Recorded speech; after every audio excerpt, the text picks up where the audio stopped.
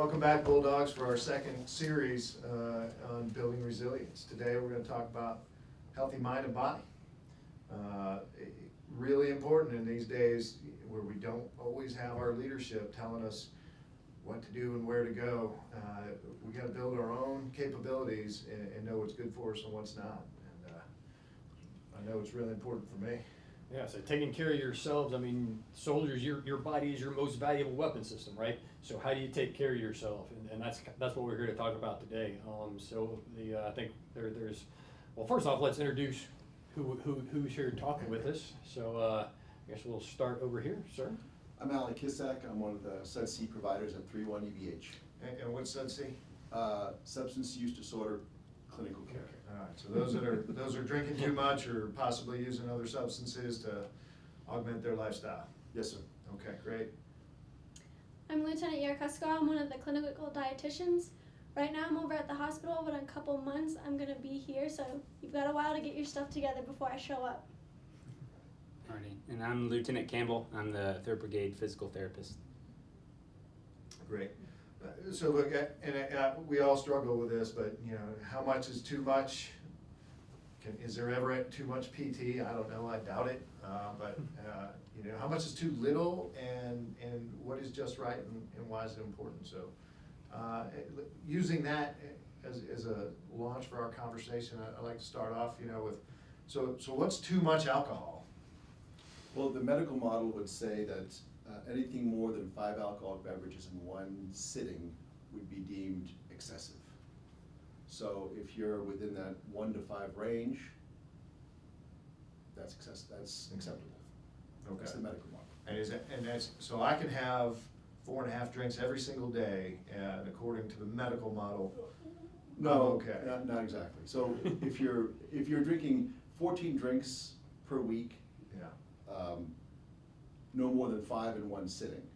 So if you were to drink, if you had 2 alcoholic beverages per evening, that would total 14. I suppose you could, some people only drink during the weekends. It doesn't mean that you would drink 7 and 7 on Friday and Saturday, and that would be your 14. But ideally, if you're a social drinker, it would be 1 to 2 beverages per evening. Okay, so I can't save up, and on Saturday night, well, now I can't go out anyways, but I can't go back to my barracks room or back to my house and have 13 drinks in a night, and I'll be okay. Not advisable. Not advisable. Okay, good. So other than counting, so because I might run it, you know, you're talking about more than 10 fingers, right? So what are some things that somebody could look for either in themselves or in a battle buddy to say, hey, maybe my battle buddy's got a problem? Changes in your battle buddy's behavior. Maybe they're not as accessible. Maybe they seem a little bit down. If you're talking to them, they report just feeling a little bit more depressed, or they're more irritable, something of that nature. Okay. All right, and so thank you. So that's too much alcohol we're talking about. So is there any such thing as eating too much food? Absolutely. And before I get into that, I just kind of want to piggyback off what you were saying. The dietary guidelines for Americans recommend no more than 2 drinks a day for males and 1 drink a day for females. And like we were saying, you can't save them and drink them all on the weekends. It doesn't work like that. Additionally, what 1 drink is like a set number. So for beer, it's 12 ounces of beer. For wine, it's 5 ounces. For spirits, it's 1.5, so like what a shot is. So you can't make a Long Island that's got 4 or 5 different shots in it and count that as your 1 drink. Already right there, that's like 3-4 drinks, depending on what you put in it. Right. But then as far as food in general, you can definitely get too much. It's very dependent on how much physical activity that you're getting. So there's something called the My Plate method. That's a really easy meal planning method that you can use, and you can still get all of the foods that you really enjoy. And what it is half of your plate should be made up of non-starchy vegetables. So I like to describe it as things that you would put in a salad. So all your green leafy vegetables, your carrots, cucumbers, tomatoes, onions, Now that doesn't mean you have to have a salad every single day. There's lots of different ways to prepare your vegetables so they're still flavorful. You can spice them, bake them, saute them. But typically half of your plate should be made up of those non-starchy vegetables. A quarter of your plate should be made up of some type of starch. So something like quinoa that's got a little bit of bonus protein in it is awesome. Or you can do something like rice, a dinner roll, a piece of bread, any type of starch, pasta, a tortilla, anything like that. The last quarter of your plate should be made up of some type of lean protein, so things like chicken, turkey, fish, or you could go to those plant-based proteins like beans, lentils, tofu, tempeh, anything like that. And it's a really good way to kind of plan your meals and avoid overeating like that, because if you stick to that meal planning method, you're not going to add all of the extra, like sides that you might normally do. So it's a quick and easy thing that you can think about while you're preparing your meals. Most of what you mentioned, I cannot find at the drive-thru. So where am I getting all that? Sure. So let's take a McDonald's, for example. You go to McDonald's, you get a Big Mac. So where's the bread going to go? It's going to fall into your starch category, right? The patty is going to be the protein. So maybe you take your Big Mac home and have a couple of baby carrots and cucumbers on the side. So you're still building that plate. It just doesn't look like it does in the picture. Or when I go to the defect, I fill a big section of the to-go plate with vegetables, right? Yeah. Instead of French fries. Absolutely. That sounds like the right way to do it. So it's fieldcraft for health. It's not convert yourself to the pinnacle of great health. It's, hey, if you're going to go get fast food, here's a couple ways that you can even stay a little bit healthy. Yeah, or even if you're restricted to like what you can make at home, like if you only have a microwave, you can still get like those cups of ramen noodles and add like a bag of frozen vegetables to it and make like your own kind of ramen. There's lots of different ways to sneak vegetables in, and I'm not just saying that because it's my job to tell you that. Yeah, and one pitch for the commissary, I'll tell you, when people are stocking up and you can't find toilet paper or cleaning supplies anywhere, one thing you can find are vegetables and produce, because people think that they're not going to buy it because they need to stock up on canned goods and the end of the world's coming, but it's not, and vegetables are flowing freely and they're out there, so Yeah. it's not bad for those that don't live in the barracks and have that access in the dining facility. Just to let you know, the commissary's got it, and most of the grocery stores off post still have plenty of produce out there. The other nice thing about that is even if you do go and maybe you buy a little bit more than you can use right now, if it's like broccoli or carrots or something like that, try freezing it. Just throw it in the freezer if you can't use it so it doesn't go to waste, and then you still have a backup if you need it later on. Right, thank you. And how about PT? Yes, sir. So you can definitely do too much. So some of our biggest injuries are overuse injuries in the Army, and that comes from doing exercise too much and not having an adequate rest. So I like to break it down into endurance and strength. With the endurance, we need enough time for our body to be able to recuperate and then prepare. What'll happen for a lot of times, if it really depends on where you're at today, and not, I'm going to start this, so I'm going to run 20 miles this week because I'm starting this. What did you do last week? And then therefore, what are you doing this week? With running 3 to 4 times a week with about 1 to 2, 3 days of rest is more than enough. And that way you won't hit on that far side of overtraining, because your fitness will actually decline, and that's where injuries start to arise. So for all the soldiers that find so much time on their hands, and the only time they're really supposed to be going out of the barracks is to work out, so they're doing like 2 and 3 a days. What's your advice for those that want to get more fit, but and the draw is to get out of the barracks room, and so they're working out 2 and 3 times a day? How do they do that safely without hurting themselves? Good question. So breaking it up with the endurance, so if you're going out 2 to 3 times a day, you can have a nice run workout in the morning or in the evening, however you want to split it. And then that second activity would be a good time to do strength. So whether it be body weight exercises, getting some type of load with your ruck, doing squats, mixing and matching and not working the same system too much in that same day. So you don't want to do 3 miles in the morning and another 6 miles in the evening. It'd be good to do 3 miles at a certain pace and then add some body weight exercises to that. So we talked about too much. What's too little? So too little when it comes to endurance really is going to be about 3 times a week. Any less than that, 2 times a week, you're not going to get enough stimulus to have some gains week by week.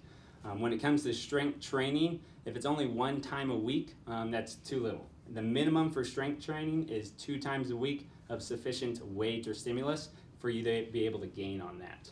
So that sounds a lot like doing PT 5 times a week like we normally do when we're working, right? Yes, sir, Major. 5 times a week, and how you work it out, whether adequate amount of strength and endurance, that's the optimal blend. So I don't know if there's such thing as, well, there is too little food, right? But probably the wrong food. So what are maybe some things that we should avoid, ma'am?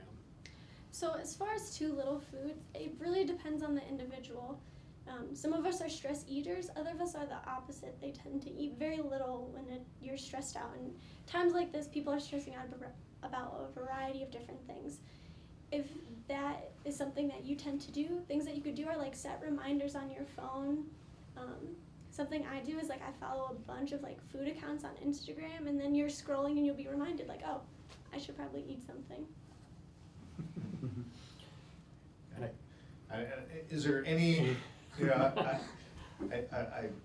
caution to even asking, I don't think there's ever any too little alcohol, but what would be, for somebody who enjoys a glass of wine or something with dinner, what would be an appropriate, okay amount of alcohol to consume? I think the 2, if you were gonna, because if we're all indoors most of the time, I think the 2 would be, that would give you, that would allow you to ration either a 12-ounce beer, wine, I forget what that is. 5 ounces. 5 ounces, and then the 1.5-ounce shot of liquor. Having a drink with dinner is okay as long as I'm not driving somewhere afterwards. Yeah. It sounds like. Or it's a 40-ounce Long Island iced tea. Nutrition stuff, right? The other thing too is the concept of harm reduction, because I realize that 2 alcoholic beverages for this demographic, 20-something-year-olds, is probably not always realistic. The counter would be your typical college student, so that this particular demographic, they drink a little bit more. So the concept of harm reduction, maybe imposing a limit on yourself. I'm going to have 4 or 5 tonight. Maybe I'll skip 3 or 4 days. It's not going to be perfect, but I think harm reduction, when you're talking about increase in stress, being cognizant, maybe putting a self-imposed limit on what you're going to drink tonight. I'm going to have no more than 6. That's going to be it. So very few people kind of self-identify that things are going wrong, but Sergeant Major talked about a battle buddy, and some people do reach that self-awareness level, like, hey, maybe I've been kind of on a bender. What's a good resource that somebody can turn to in addition to the chain of command that they can get help, whether it's emergency or whether it's more of a longer-term clinical focus? Well, I have several soldiers that have self-referred of late, and I think it probably has to do with just feeling bored, maybe drinking more, seeing that in themselves. So SUDC would be one. There are, if you're, obviously meetings, there are no meetings that are being held face-to-face right now, AA meetings or NA meetings, Alcoholics Anonymous or Narcotics Anonymous, but there are a number of meetings online. That's another resource. I think those are the 2. But the immediate one would be through SUDCC. It's, especially if it's going to be a self-referral, it's all confidential. Command referrals are a little bit different, but I think it's important that you mentioned that a self-referral is, it's non-attributional, they're anonymous, and that's somebody having the maturity and the self-awareness to say, hey, I might have a problem, or I'm starting to get a problem. I need to talk to somebody to make myself a better soldier and a better person going forward. yes. Great. How about on the nutrition side? Who can I turn to besides yourself to help me have a more balanced diet? Well, I've given the leadership a lot of different resources, so hopefully they'll be sending them out. They'll be including some of them in this talk. But at William Beaumont, we're still doing outpatient appointments. So if you give us a call and you schedule something, all of our outpatient appointments are over the phone. So you can definitely still reach us. But we could get on the build your plate we could probably Google it Mhm. and decide, you know, I've heard just add color to your plate. Yep. Just Right? A Google brown my plate is not good, because it means it's devoid of nutrients, right? Exactly. So really some simple rules of thumb. All right, Big Mac with fries got nothing but brown in it, right? Add some color. Add some color to your Yes, sir. plate, okay? And how about fitness? Where do I turn? Good question, sir. So there's definitely a lot of things out there on the internet. Some things are good, some things are bad. Right now I saw on Facebook that the U.S. Army Physical Fitness School has been putting out some good information. Army.mil/ACFT also has good information out there, as well as the PRT app. Those are the official, you know, military resources. But for right now, during the COVID and being quarantined, the biggest obstacle is going to be strength. And I recommend to be creative, trying to find weights to put on yourself under load, but also to keep it simple. So even a quick Google will say, you know, like how to do a squat weighted at home, do it yourself. Things are gonna pop up. Just be smart with it. Yeah. Don't overdo it like we were talking about, but there are definite ways and products out there. So this weekend, I'm putting 10 sandbags in a Green Army duffel bag, and that is what I'm going to squat when I do heavy squats. You think that's gonna be okay? If you've been working up to that, sir. That's Yes, right. It's about absolutely. 40 pounds per sandbag, 10 of them, that's 400 pounds. I think you're that strong, sir. But if you did 3, I'm not putting 10 in there, but I just did the math now. to build up, ideally know if that's your first time. So if you want to start, you know, the classic story is a guy going and picking up a calf every day, and the calf got bigger, so he got stronger. So start with 2 sandbags. Do that for this week with your squats, 3 by 8s. You know, next week add 3 sandbags, and then go from there. This progression and just being creative at home, using whatever you can for the load, manipulating your body for your body weight exercises, and then just being smart so we don't injure ourselves. And I know most of our battalions have some daily competition going on, and it's a great place. You know, if you're not on your battalion or your company's social media, they've got some great programs. The leadership is really trying to help you, help yourselves out there, and it's really important. While we are semi-isolated and left to our own devices, you know, we're pushing the trust down to the individual. And there's a lot of resources out there for you, and there's a lot of opportunities out there for you to get yourself healthier, get yourself fit, and have a good time doing it. So thanks for joining us. Thanks for everybody's feedback, and we'll see you on the next one. Bulldogs. You're welcome.